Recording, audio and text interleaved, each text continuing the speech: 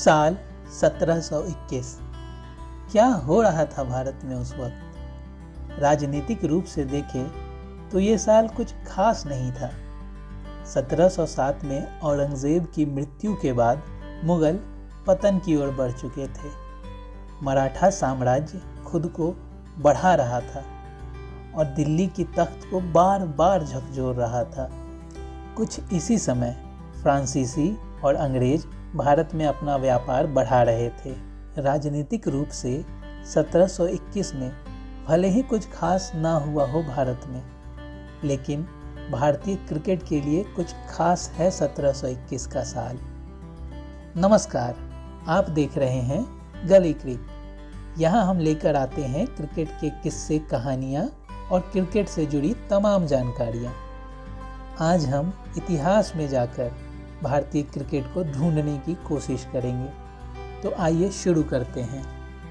साल 1721 तक अंग्रेज भारत में अपना व्यापार शुरू कर चुके थे। उस समय इंग्लैंड और भारत के बीच केवल समुद्र मार्ग ही यातायात का एकमात्र उपाय था। इस वजह से अंग्रेजों की ज़्यादातर बसावट भारत के तटीय इलाकों में ही हुई थी। इसी साल अंग्रेजों के एक जहाज ने गुजरात के कच्छ में अपना लंगर डाला। इस जहाज के सेलर्स कई महीनों तक यहाँ रहने वाले थे। ये अंग्रेज मनोरंजन के लिए कुछ अजीब सा खेल खेला करते थे। स्थानीय निवासी इस अजीबोगरीब खेल को काफी जिज्ञासा से देखते थे। क्या खेल रहे थे ये अंग्रेज? जी, आपने सही अनुमान लगाया। वो अंग्रेज क्रिकेट ही खेल रहे थे। उन्हीं सेलर्स में एक थे डाउनिंग। इन्हीं भाई साहब की वजह से आज हमें पता है कि भारतीय धरती पर सबसे पहले क्रिकेट कब और कहाँ खेला गया। डाउनिंग ने अपनी डायरी में लिखा है, we every day diverted ourselves with playing cricket and other exercises. यानी हम हर रोज क्रिकेट खेलकर और दूसरे खेलों का अभ्यास करके मन बहलाते थे। ये भारत में क्रिकेट खेले जाने का सबसे पुराना प्रमाण है। तो 1721 ही वो साल था जब क्रिकेट का पदार्पण भारत में हुआ। इस लिहाज से 1721 का साल भारतीय क्रिकेट के लिए बहुत महत्वपूर्ण है। जैसे जैसे अंग्रेज व्यापारी से हमारे शासक बनते गए, अंग्रेजों का ये मनोरंजन भी भारत में फैलता गया। 1751 में ब्रिटिश आर्मी और ब्रिटिश सिविलियंस के बीच एक मैच हुआ। ये भारत में किसी भी स्तर पर होने वाला पहला क्रिकेट मैच था। 1792 में कैलकाटा क्रिकेट क्लब की स्थापना हुई। ये क्लब आज भी जिंदा है, जो कि सीसी एंड एफसी के नाम से जाना जाता है। ये क्रिकेट क्लब एमसीसी के बाद विश्व का दूसरा सबसे पुराना क्लब है। जिस खेल में हमारे शासक इतनी रुचि लेते थे, तो देश की जनता का भी इसमें रुचि लेना स्वाभाविक ही था। भारतीय लोगों में सबसे पहले क्रिकेट खेला ब्रिटिश आर्मी में शामिल भारतीय सिपाहियों ने। ये सिपाही क्रिकेट काफ़ी उत्साह से खेलते थे। भारतीय सिविलियंस में पारसी समुदाय ने सबसे पहले क्रिकेट को अपनाया। उन्होंने 1848 में ओरिएंटल क्रिकेट क्लब की स्थापना की। फिर आगे 1850 में उन्होंने यंग ज़ोरास्ट्रियंस क्लब बनाया। इसके बाद हिंदुओं ने भी 1866 में हिंदू जिमखाना की स्थापना की। मुंबई का मशहूर मैदान आज की ही तरह उस समय भी क्रिकेट के केंद्र में था। 1857 की क्रांति को अंग्रेजों ने कुछ ही सालों पहले कुचला था। वो हर जगह हमारा अपमान कर रहे थे और क्रिकेट मैदान भी इससे अछूता नहीं था। इसी मैदान के दूसरे छोर पर था बॉम्बे जिमखाना, जिसके बाहर एक बोर्ड लगा था जिस पर लिखा था, dogs and Indians are not allowed. भारतीयों के लिए क्रिकेट मैदान ही शायद एक जगह थी जहां अंग्रेजों को उन्हीं के खेल में हराकर उनसे हर रोज होने वाले अपमान का बदला लिया जा सकता था। मगर हम तो उस वक्त भी पारसी, हिंदू, मुस्लिम टीम में बटे थे, तो अंग्रेजों को हराने में हमें अभी थोड़ा समय लगने वाला था। पारसी समुदाय बाकी भारतीय समुदायों से आर्थिक रूप से अपेक्षाकृत अच्छी स्थिति में था। अच्छी आर्थिक स्थिति के कारण एक पारसी टीम 1884 में इंग्लैंड के दौरे पर गई, पर जैसा अनुमान था ये टीम वहां एक भी मैच नहीं जीत पाई। लेकिन उनको इंग्लैंड में काफ़ी कुछ सीखने को मिला। 1884 के अनुभव का भरपूर इस्तेमाल पारसी टीम ने 1888 के इंग्लैंड दौरे पर किया।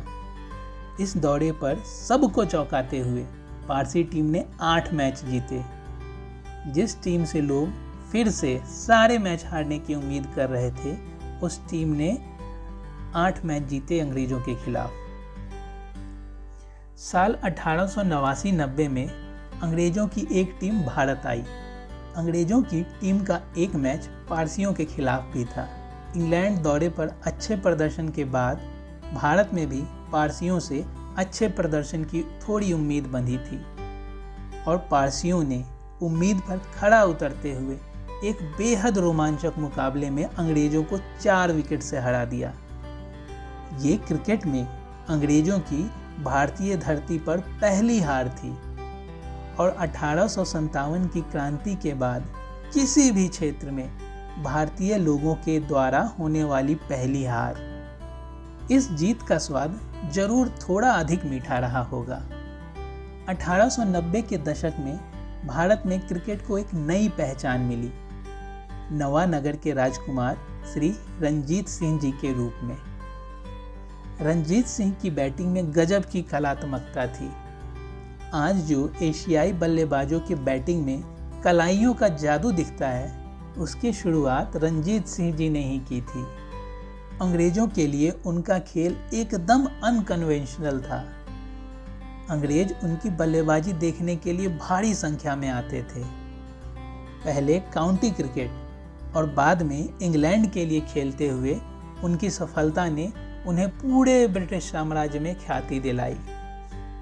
आज भी हमारे यहाँ के premier first class cricket tournament का नाम उन्हीं के नाम पर है, रणजी ट्रॉफी।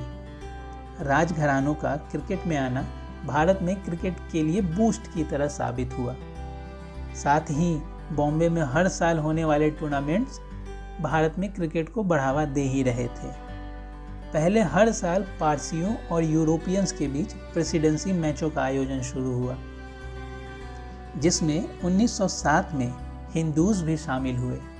फिर इस टूर्नामेंट को ट्रायंगुलर टूर्नामेंट कहा जाने लगा। 1912 में मुस्लिमों के शामिल होते ही ये टूर्नामेंट क्वाड्रेंगुलर बन गया। 1937 में क्रिश्चियंस और एंग्लो इंडियंस को मिलाकर एक रेस्ट टीम की स्थापना की गई। रेस्ट टीम भी इस टूर्नामेंट में शामिल हुई और उसके बाद इसे पेंटेंगुलर टूर्नामेंट कहा जाने लगा। यह टूर्नामेंट 1945-46 तक चलता रहा, मगर इसके बाद इस टूर्नामेंट को इसके सांप्रदायिक कैरेक्टर के कारण 1946 में बैन कर दिया गया। मगर इस टूर्नामेंट के कारण बॉम्बे भारत में क्रिकेट का गढ़ बन चुका था। 1911 में पहली बार एक ऑल इंडिया टीम इंग्लैंड दौरे पर गई। ये टीम किसी खास समुदाय से नहीं बनी थी। इस टीम में उस समय के सर्वश्रेष्ठ भारतीय क्रिकेटर्स थे, मगर इस टीम के जिस खिलाड़ी का नाम सबसे ज़्यादा उल्लेखनीय है वो हैं बालू पालवंकर। बालू पालवंकर ने इंग्लैंड दौरे पर 100 से अधिक विकेट झटके। बालू पालवंकर की सफलता को हम केवल उनके द्वारा लिए विकेटों की संख्या से नहीं माप सकते। आपने लगान फिल्म देखी है?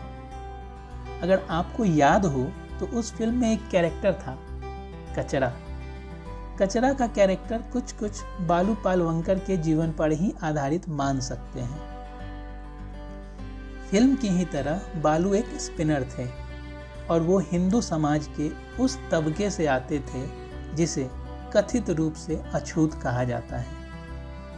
अछूत होना क्या होता है हम सबको पता है, और उस समय के समाज में अछूत होना क्या होता होगा, इसकी तो हम बस कल्पना ही कर सकते हैं। इस तरह की विपरीत सामाजिक परिवेश से निकलकर एक ऐसे टीम में शामिल होना जिसमें देश के सर्वश्रेष्ठ क्रिकेटर्स हों, किसी चमत्कार से कम नहीं है। मगर बालू पालवंकर ने अपने टैलेंट और जीवटता के दम पर यह चमत्कार कर दिखाया। वो कई सालों तक हिंदूज की टीम में प्रमुख खिलाड़ी की तरह खेले और उनकी कप्तानी भी की। 1916 में भारतीय क्रिकेट ने अपना पहला सुपरस्टार पाया। नागपुर से आने वाले इस खिलाड़ी ने भारतीय क्रिकेट की तस्वीर ही बदल दी थी। उनका नाम था सीके नायडू। सीके नायडू भारतीय टीम के पहले कप्तान भी बने। सीके नायडू के भारतीय टीम के कप्तान बनने की रोचक कहानी पर हमने एक पूरा वीडियो बनाया है, जिसे आप आई बटन पर क्लिक करके देख सकते हैं।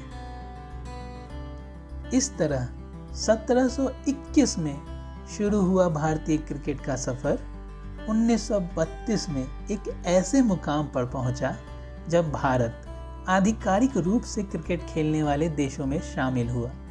और उस समय मैदान पर सीके नायडू हमारी टीम का नेतृत्व कर रहे थे। भारतीय क्रिकेट ने इसके बाद कई ऊंचाइयां छुई और भारतीय क्रिकेट का सफर आज भी अनवरत जारी है। भारतीय क्रिकेट की आगे की कहानी हम आने वाले वीडियोस में देखेंगे। अगर आपको ये वीडियो पसंद आया हो तो इसे लाइक करें और चैनल को सब्सक्राइब करें। धन्यवाद।